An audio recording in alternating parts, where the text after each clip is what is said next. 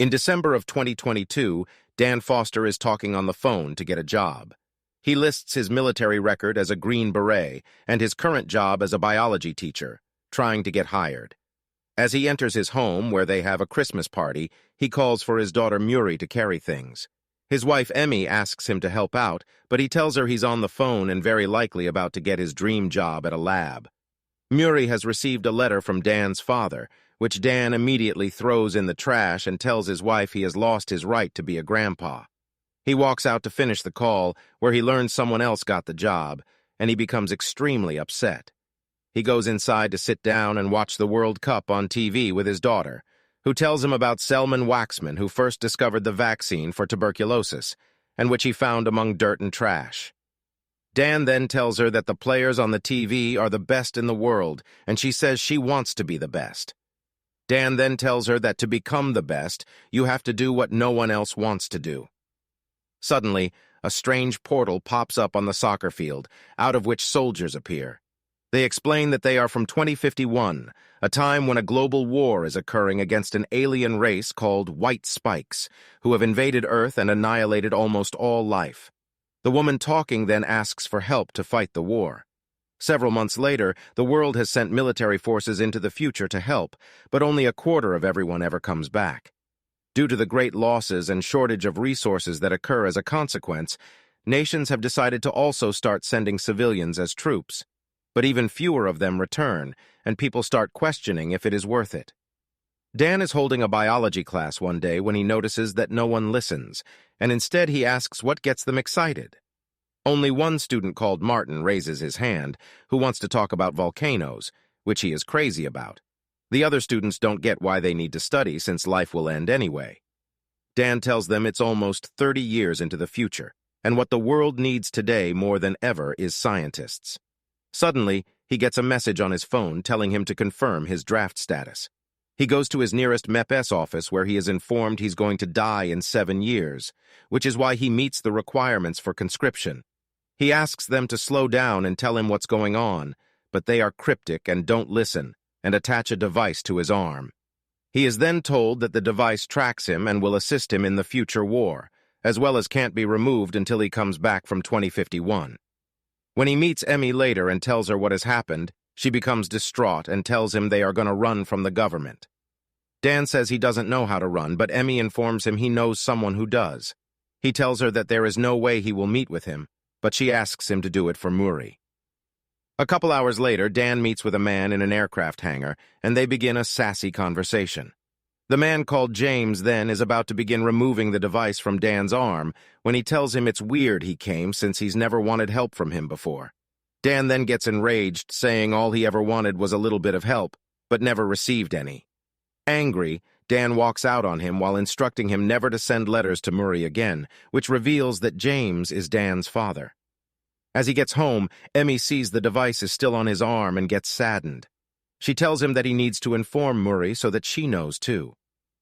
Dan walks out in the backyard where Muri is digging, and as he explains to her he's going on a trip, she immediately understands he got drafted and gets sad. He then promises her he will get back, and gives her a hug before he leaves them. Before they jump into the future, however, the group of people being sent with Dan is introduced and trained in weaponry and first aid to have better chances to stay alive. While receiving instructions by soldiers from the future, Dan meets Charlie, a scientist who talks a lot as he gets nervous, like right now. A guy named Dorian standing behind them tells Charlie to keep quiet. Later, Charlie explains to Dan that this is Dorian's third tour to 2051, which surprises Dan since no one goes back. As they keep talking, the two notice that all the people from 2051 are very young, and everybody being sent to the war are in their 40s or older. They conclude it must be to avoid some type of time paradox. They are later informed that the white spikes they are fighting all disappear every 6 days to rest, which the young soldiers from the future call the Sabbath. That's when they send new troops to the future, and that's also when they send them back. This means that all who are sent spend 7 days before returning. As Dan and Charlie are talking that evening and Charlie is sharing how his wife got sent in the first wave and never came back, an alarm suddenly goes off. The young soldiers from 2051 scream it's not a drill, and people hastily run towards the portal room. Dan asks a lieutenant called Hart what's happening, and she answers that the last research facility in 2051 is being attacked, and if they lose it, the war is lost. They enter the portal room, and as the gateway to the future powers up, Dan shows Charlie how to turn off the safety on his weapon. People start being sucked into the portal, but just as Dan is about to go in, an error occurs with the coordinates of the landing location.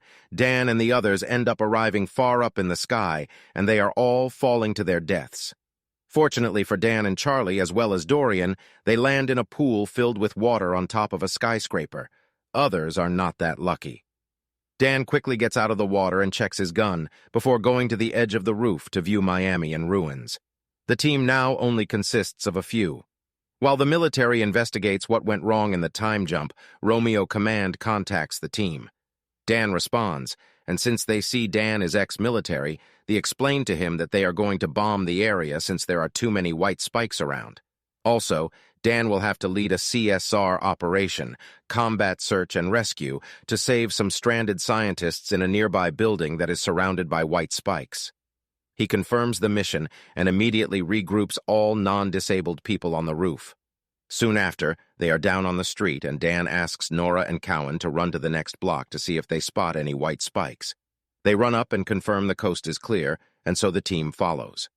As they are slowly getting to the building, they see a lot of soldiers around them that have been killed in action. Finally, they get to the building and enter it.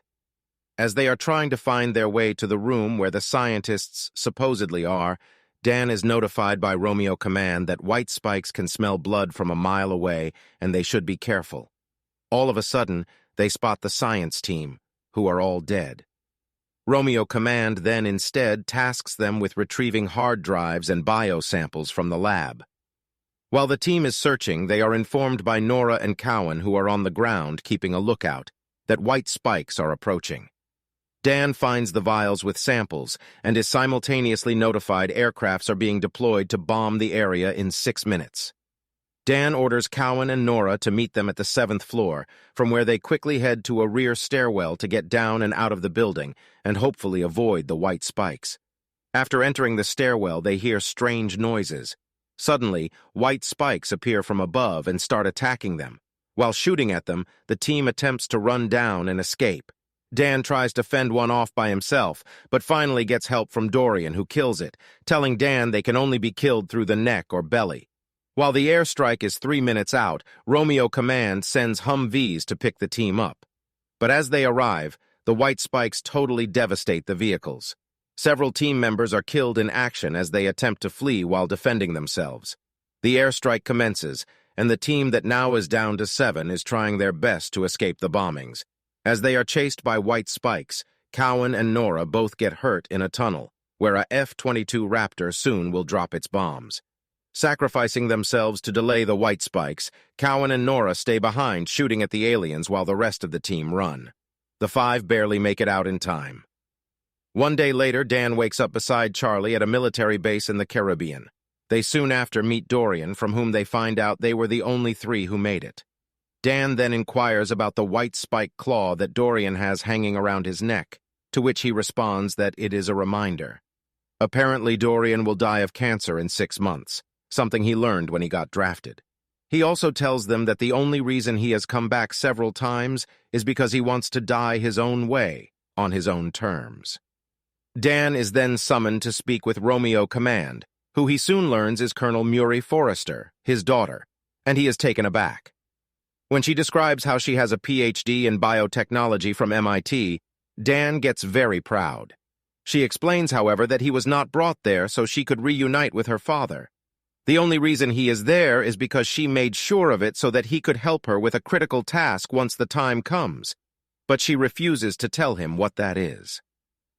They walk into a military tent where Colonel Murray shows Dan that they have figured out a toxin that kills male white spikes, but not females. To learn how to make a toxin that kills them all, they are going to catch a female, and Dan will help them. On their way to a white spike nest in a helicopter, Murray tells Dan about them, that one day the white spikes were just there.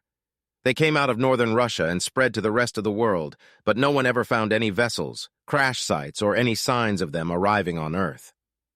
Dan then asks her what happened to their family between 2022 until he died, but Muri says that they better not talk about it.